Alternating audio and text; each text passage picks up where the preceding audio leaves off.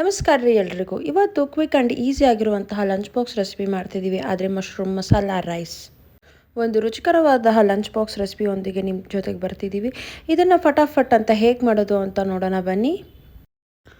ಒಂದು ಬಾಣಲಿಲಿ 3-4 table spoon ಎಣ್ಣೆ ಹಾಕ್ಕೊಂಡು 1 ಪೀಸ್ ಚಕ್ಕೆನ ಪೀಸ್ ಮಾಡಿ ಹಾಕ್ಕೊಂಡಿದ್ದೀನಿ. ನಿಮ್ಮಲ್ಲಿ ಏಲಕ್ಕಿ ಇದ್ದರೆ 3-4 ಹಾಕೋಬೋದು. ಇಲ್ಲಿ ನಮ್ಮಲ್ಲಿ ಇರಲಿಲ್ಲ, ಸೊ ಅದನ್ನು ನಾನು ಸ್ಕಿಪ್ ಮಾಡಿದ್ದೆ. ಅದಾದಮೇಲೆ 2 ಮೀಡಿಯಮ್ ಸೈಜು ಈರುಳ್ಳಿನ ಚಿಕ್ಕದಾಗಿ ಫೈನ್ ಚಾಪ್ ಮಾಡ್ಕೊಂಡಿರೋಂಥ ಈರುಳ್ಳಿ ಹಾಕೋತಿದ್ದೀನಿ. ಸೊ ಈರುಳ್ಳಿ ಬಣ್ಣ ಬಿಡೋ ತನಕ ನಾವು ಫ್ರೈ ಮಾಡ್ಕೋಬೇಕು. ಹಸಿ ವಾಸನೆ ಎಲ್ಲ ಹೋಗಿ ಈರುಳ್ಳಿ ಪಿಂಕಿಶ್ ಆಗೋ ತನಕ ಚೆನ್ನಾಗಿ ಫ್ರೈ ಮಾಡ್ಕೋಬೇಕು. ಆವಾಗ ಮಸಾಲ ರೈಸ್ದು ಟೇಸ್ಟ್ ಚೆನ್ನಾಗಿರುತ್ತೆ. ಅದೆಲ್ಲ ಇವಾಗ ಕಲರೆಲ್ಲ ನೀಟಾಗಿ ಇದಾಗಿದೆ, ಪಿಂಕಿಶ್ ಆಗಿ ಚೆನ್ನಾಗಿ ಫ್ರೈ ಆಗಿದೆ. ಅದಾದಮೇಲೆ 2 ಮೀಡಿಯಮ್ ಸೈಜ್ ಟೊಮೊಟೊ ಹಾಕೋತಿದ್ದೀನಿ. ಚಿಕ್ಕದಾಗಿ ಹೆಚ್ಚಿರೋಂಥ 2 ಮೀಡಿಯಮ್ ಸೈಜ್ ಟೊಮೊಟೊ ಹಾಕ್ಕೊಂಡು ಈ ಥರ ನೀಟಾಗಿ ಫ್ರೈ ಮಾಡ್ಕೋತಿದ್ದೀನಿ. ಟೊಮೊಟೊ ಒಂದು ಅರ್ಧ ಬೆಂದಾಗಿದೆ ಅಂದಾದಮೇಲೆ ನಾನಿಲ್ಲಿ ಶುಂಠಿ ಬೆಳ್ಳುಳ್ಳಿ ಪೇಸ್ಟ್ 1 ಟೇಬಲ್ ಸ್ಪೂನ್ ಹಾಕೋತಿದ್ದೀನಿ. ಇದು ನಾನು ಮನೇಲೇ ಜಜ್ಜಿರೋ ಅಂಥ ಶುಂಠಿ ಬೆಳ್ಳುಳ್ಳಿ ಪೇಸ್ಟ್ ಹಾಕೋತಿದ್ದೀನಿ. ಇಲ್ಲಿ ಶುಂಠಿ ಬೆಳ್ಳುಳ್ಳಿ ಅರೋಮ ಬರೋ ತನಕ ನೀಟಾಗಿ ಫ್ರೈ ಮಾಡ್ಕೋತಿದ್ದೀನಿ. 1 to 2 ಮಿನಿಟ್ಸ್ನ ಚೆನ್ನಾಗಿ ಫ್ರೈ ಮಾಡಿಕೊಂಡ್ರೆ ಸಾಕಾಗುತ್ತೆ. ಅದಾದಮೇಲೆ ನಾನು ಇಲ್ಲಿ ಸ್ವಲ್ಪ ಅರಿಶಿನದ ಪುಡಿ ಹಾಕೋತಿದ್ದೀನಿ. ಒಂದು ಕಾಲು ಟೇಬಲ್ ಸ್ಪೂನ್ಗಿಂತ ಕಮ್ಮಿ ಅರಿಶಿನದ ಪುಡಿ ಹಾಕೋತಿದ್ದೀನಿ. ಅದಾದಮೇಲೆ ನಾನು 1 ಟೇಬಲ್ ಸ್ಪೂನು ಚಿಲ್ಲಿ ಪೌಡ್ರ್ ಹಾಕೋತಿದ್ದೀನಿ. ಅದಾದಮೇಲೆ 1 ಟೇಬಲ್ ಸ್ಪೂನು ಕೊರಿಯಾಂಡ್ರ್ ಪೌಡ್ರ್ ಹಾಕೋತಿದ್ದೀನಿ. ಧನಿಯಾ ಪುಡಿ ಹಾಕೋತಿದ್ದೀನಿ. ಅದಾದಮೇಲೆ ನಾನು ಅರ್ಧ table spoon garam masala powder ಹಾಕೋತಿದ್ದೀನಿ. So masala ರೈಸ್ಗೆ ಇದು 3 ಮಸಾಲ ಹಾಕ್ಕೊಂಡ್ರೆ ತುಂಬ ಚೆನ್ನಾಗಿ ಬರುತ್ತೆ. ಸೊ ಸ್ಪೈಸಸ್ ಆ್ಯಡ್ ಮಾಡುವಾಗ ಲೋ ಫ್ಲೇಮಲ್ಲಿ ಇಕ್ಕಿ ನಾವೆಲ್ಲ ಸ್ಪೈಸಸ್ ಹಾಕಿ ಮಿಕ್ಸಪ್ ಮಾಡಿಕೊಂಡ್ರೆ ಆ ಫ್ಲೇವರ್ ಆ ಅರೋಮ ಬಿಟ್ಕೊಳ್ಳುತ್ತೆ. ಹೈ ಫ್ಲೇಮಲ್ಲಿ ಇಟ್ಕೊಂಡು ಬೇಗ ಆಗುತ್ತೆ ಅಂತ ಇದು ಮಾಡ್ಕೊಳ್ಳೋಕೆ ಹೋಗಬೇಡಿ. ಲೋ ಫ್ಲೇಮಲ್ಲಿ ಇಟ್ಕೊಂಡು ಆದಷ್ಟು ಇದು ಮಾಡ್ಕೊಳ್ಳಿ.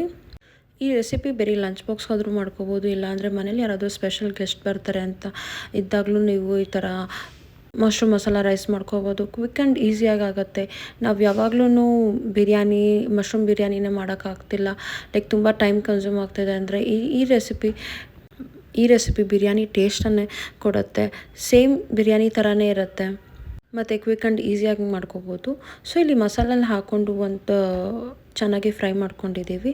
ಅದಾದಮೇಲೆ ನಾನಿಲ್ಲಿ ಕಾಲು ಕಪ್ಪಷ್ಟು ನಾನು ಕೊತ್ತಂಬರಿ ಸೊಪ್ಪು ಚಿಕ್ಕದಾಗಿ ಹೆಚ್ಚಿರೋ ಅಂಥದ್ದು ಹಾಕೋತಿದ್ದೀನಿ. ಅದಾದಮೇಲೆ 1 ಹಿಡಿ ಅಷ್ಟು ನಾನು ಪುದೀನ ಸೊಪ್ಪು ಹಾಕೋತಿದ್ದೀನಿ.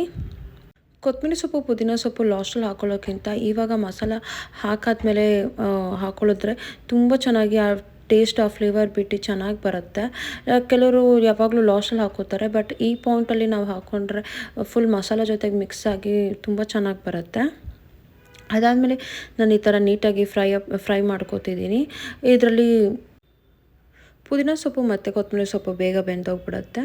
ಸೊ ನಾನು ಒಂದು ಸಲ ಈ ಥರ ನೀಟಾಗಿ ಮಿಕ್ಸಪ್ ಮಾಡ್ಕೊಂಡು ಫ್ರೈ ಮಾಡ್ಕೋತಿದ್ದೀನಿ.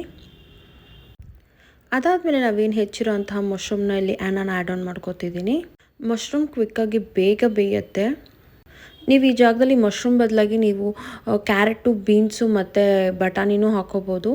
ಅದು ಹಾಕ್ಕೊಂಡು ಮಾಡಿದ್ರೆ ತುಂಬ ಚೆನ್ನಾಗಿ ಬರುತ್ತೆ. ಚಿಕ್ಕದಾಗಿ ಹೆಚ್ಚಿರೋ ಅಂಥ ಬೀನ್ಸು ಮತ್ತು ಕ್ಯಾರೆಟ್ ಹಾಕ್ಕೊಂಡ್ರೂ ತುಂಬ ಟೇಸ್ಟು ಚೆನ್ನಾಗಿ ಬರುತ್ತೆ. ಈಗ ನಾನು ಮಶ್ರೂಮ್ ಹಾಕ್ಕೊಂಡು ಮಸಾಲ ಜೊತೆಗೆ ಮಿಕ್ಸಪ್ ಮಾಡ್ಕೋತಿದ್ದೀನಿ. ಇದೇನು ಲಿಡ್ ಕ್ಲೋಸ್ ಮಾಡಿಕೊಂಡು ಬೇಯಿಸ್ಬೇಕು ಅಂತ ಅವಶ್ಯಕತೆ ಏನಿಲ್ಲ. ಮಶ್ರೂಮ್ ಬೇಗ ಬೇಯುತ್ತೆ. ಮಶ್ರೂಮ್ ಹಾಕಿದ ತಕ್ಷಣ ಸ್ವಲ್ಪ ನೀರು ಬಿಟ್ಕೊಂಡ್ಬಿಡುತ್ತೆ. ಮಶ್ರೂಮಲ್ಲಿ ವಾಟರ್ ಕಂಟೆಂಟ್ ಜಾಸ್ತಿ ಇರೋದ್ರಿಂದ ಬೇಗ ನೀವು ನೋಡ್ತಿದ್ದೀರಲ್ಲ, ಬೇಗ ನೀರು ಬಿಟ್ಕೊಂಡ್ಬಿಡುತ್ತೆ. ಮತ್ತು ಮಶ್ರೂಮ್ ಬೇಗ ಕ್ವಿಕ್ ಆ್ಯಂಡ್ ಈಸಿಯಾಗಿ ಬೇಯುತ್ತೆ. ಜಾಸ್ತಿ ಟೈಮಿಂಗ್ ಕನ್ಸ್ಯೂಮ್ ಮಾಡ್ಕೊಳಕ್ಕೆ ಹೋಗಲ್ಲ. ಸೊ ಅಲ್ಲಿ ನೋಡ್ತಿದ್ರಲ್ಲ, ಆಲ್ಮೋಸ್ಟ್ ಮಶ್ರೂಮ್ ಬೇಯ್ತಾ ಬರ್ತಿದೆ. ಯಾರ್ಯಾರು ನನ್ನ ಚಾನಲ್ ಇನ್ನೂ ನಾನು ಸಬ್ಸ್ಕ್ರೈಬ್ ಮಾಡ್ಕೊಳ್ಳೋ, ಪ್ಲೀಸ್ ನನ್ನ ಚಾನಲ್ನ ಸಬ್ಸ್ಕ್ರೈಬ್ ಮಾಡ್ಕೊಳ್ಳಿ. ಈ ರೆಸಿಪಿ ನಿಮ್ಗೆ ಇಷ್ಟ ಆಗುತ್ತೆ, ನಿಮ್ಮ ಫ್ರೆಂಡ್ಸ್ ಫ್ಯಾಮಿಲಿ ಜೊತೆಗೆ ಶೇರ್ ಮಾಡ್ಕೊಳ್ಳಿ.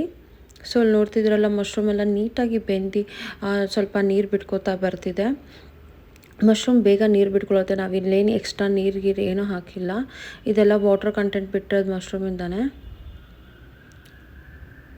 ಸೊ ನಾನು ಒಂದು ಪೀಸ್ ನೋಡ್ತಿದ್ದೆ ಮಶ್ರೂಮ್ ಬೆಂದಿದೆಯಾ ಅಂತ. ಮಶ್ರೂಮ್ ಈಸಿಯಾಗಿ ಬೆಂದಿದೆ. ಸೊ ಇದಾದಮೇಲೆ ನಾನು ಲೋ ಫ್ಲೇಮಲ್ಲಿ ಇಟ್ಕೊಂಡು ವೈಟ್ ರೈಸ್ ಮಾಡ್ಕೊಂಡಿರೋ ಅಂಥ ವೈಟ್ ರೈಸ್ನ ನಾನು ಇಲ್ಲಿ ಮಾಡಿ ಕಲಿಸ್ಕೊತಿದ್ದೀನಿ. ಯಾವಾಗಲೂ ಒಂದೇ ಥರ ಅದೇ ಪುಳಿಯೋಗರೆ, ಚಿತ್ರಾನ್ನ ಮಾಡಿಕೊಂಡು ನಮಗೆ ಬೇಜಾರಾಗಿದ್ದರೆ ಈ ಥರ ಕ್ವಿಕ್ಕಾಗಿರೋಂಥ ಮಶ್ರೂಮ್ ಮಸಾಲ ರೈಸ್ ಮಾಡ್ಕೋಬೋದು. ಇಲ್ಲ ರಾತ್ರಿ ಮಿಕ್ಕಿರೋ ಅನ್ನ ಇದೆ ಅಂದ್ರೂ ಈ ಥರ ಕ್ವಿಕ್ಕಾಗಿ ಈ ಥರ ಮಶ್ರೂಮ್ ಮಸಾಲ ರೈಸ್ ಮಾಡ್ಕೊಂಡು ತಿನ್ಕೋಬೋದು. ಇಲ್ಲ ನಮಗೆ ಟೈಮ್ ಇಲ್ಲ ಅಂದರೆ ಹಿಂದಿನ ದಿವಸನೇ ಈ ಥರ ಗೊಜ್ಜನ್ನ ರೆಡಿ ಮಾಡಿಕೊಂಡು ಮಾರನೇ ದಿವಸ ನಾವು ರೈಸ್ ಮಾಡಿಕೊಂಡು ಮಿಕ್ಸಪ್ ಮಾಡ್ಕೋಬೋದು. ಈ ಗೊಜ್ಜು ಯಾವುದೇ ರೀತಿಯಂತಹ ಕೆಡಲ್ಲ. ಟೈಮ್ ಇಲ್ಲ ಅಂದರೆ ನಾವು ಆ ಥರನೂ ಮಾಡ್ಕೋಬೋದು, ಕ್ವಿಕ್ ಆ್ಯಂಡ್ ಈಸಿಯಾಗೂ ಆಗುತ್ತೆ. ಸೊ ಸ್ವಲ್ಪ ಮೇಲೆ ಉಪ್ಪು ಬೇಕಾಗಿತ್ತು, ಸೊ ಮೇಲೆ ಉಪ್ಪು ಹಾಕ್ಕೊಂಡು ನೀಟಾಗಿ ಇನ್ನೊಂದು ಸಲ ಕಲಿಸ್ಕೊತಿದ್ದೀನಿ ನಾನು. ಸೊ ಮೇಲೆ ಉಪ್ಪು ಹಾಕ್ಕೊಂಡು ಈ ಥರ ನೀಟಾಗಿ ನಾನು ಕಲಿಸ್ಕೊತಿದ್ದೀನಿ ಎಷ್ಟು ಬೇಕೋ ಅಷ್ಟು. ಸೊ ನಾನು ಒಂದೇ ಕಡೆ ಉಪ್ಪು ಹಾಕೋತಿರಲಿಲ್ಲ, ಇವನ್ನಾಗಿ ಸ್ಪ್ರೆಡ್ ಮಾಡಿಕೊಂಡು ಇದು ಮಾಡ್ಕೋತಿದ್ದೆ.